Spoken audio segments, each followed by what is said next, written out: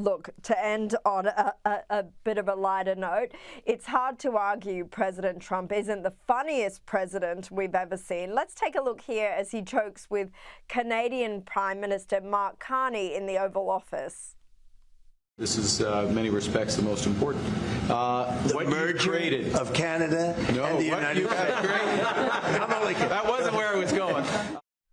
Look, there's been a lot of argy-bargy between your country and Canada, threats to even make it another US state. But is this a sign that there is actually a strong relationship between the two nations? Yeah, Carney was really praising Trump there in that meeting. You know, early on in the second Trump administration, he made a couple of comments, obviously jokes about annexing Canada, and some people took it seriously. And it was like the U.S. Army is going to mass at the North Dakota border and invade Canada. And of course, that's completely idiotic. Nobody has ever contemplated any such thing. And it's good to see that Carney realizes at least that it is a joke. Yeah, he's known for making plenty of them. Listen, before I let you go, I do want to bring up a great piece you wrote this week about the lies that Kamala Harris keeps spreading about how close last year's election was. Here she is again this week.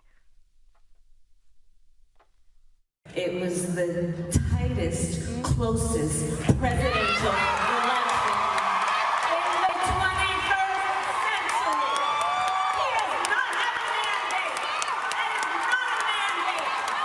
That is not a mandate. Now, John, you quite rightly claim that Harris is doing this to help sell her book. She's on a book tour at the moment. But surely she can come up with something a bit better than this, just completely rewriting the narrative.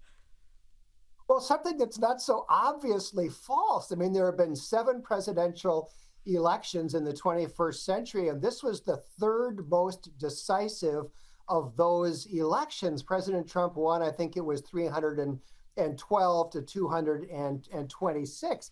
I suppose Harris would say that she was talking about the so-called popular vote, which has 0 legal significance, but that isn't true either. In the year 2000, the popular vote margin was only 500,000 votes. In 2024, Trump had 2.3 million more votes than Kamala Harris. So she is just making this up. It is sheer fantasy. John Hinderaker, thank you so much for joining me.